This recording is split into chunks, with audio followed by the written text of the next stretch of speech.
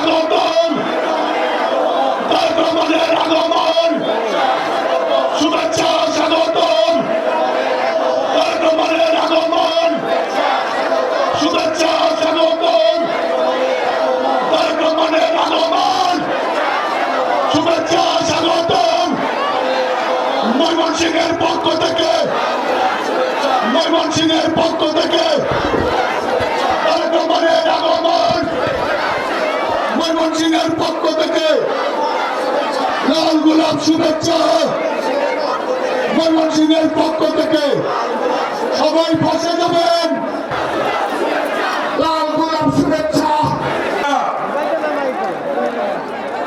জনগণের পক্ষ থেকে, জামালপুরবাসীর পক্ষ থেকে, ময়মনসিংহ বিভাগের সাংগঠনিক টিমের